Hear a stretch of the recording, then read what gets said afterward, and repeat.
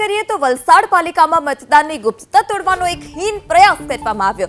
એક મતદાતાએ પોતાના મતદાનની ક્લિપ બનાવી વાયરલ કરી મતદાન કુટીરની અંદર ઈવીએમમાં મતદાનની રીલ બનાવી વાયરલ કરી હતી। મતદાતાએ મતદાન કેન્દ્રની અંદર રીલ બનાવતા સુરક્ષા સામે પણ અનેક સવાલ ઉઠી રહ્યા છે, કારણ કે જ્યારે મતદાન કરવા તમે અંદર જતા હોવ છો ત્યારે પહેલા તો તમારું જે આધાર કાર્ડ હોય છે તે તપાસવામાં આવે છે અને મોબાઈલ ફોન અંદર લઈ જવાની જે મંજૂરી હોય છે તે મોબાઈલ ફોન અંદર લઈ જવાની મંજૂરી જ પહેલા તો નથી હોતી અને તે જ દરમિયાન આ પ્રકારના દ્રશ્યો સામે આવ્યા છે। ત્યારે જે હિંસાની જે હદ હતી તે એક વટાવી દીધી છે મતદાતાએ। મતદાન કેન્દ્રની અંદર જઈ તેને ફોન પણ લઈ ગયો, આ સાથે જ રીલ પણ બનાવી છે। ત્યારે સુરક્ષા સામે પણ અનેક સવાલ ઉઠી રહ્યા છે। ઘટના છે વલસાડની કે જ્યાં પાલિકામાં આ પ્રકારની ઘટના બની।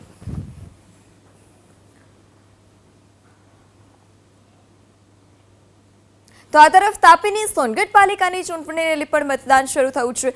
મતદાન પહેલાના મકબૂલ સમયે જ 2 ઈવીએમ મશીન ખોટવાયા હતા। વોર્ડ નંબર 7માં 2 ઈવીએમ મશીનમાં ક્ષતિ સર્જાતા જે ઈવીએમ મશીન હતા તે બદલવામાં આવ્યા।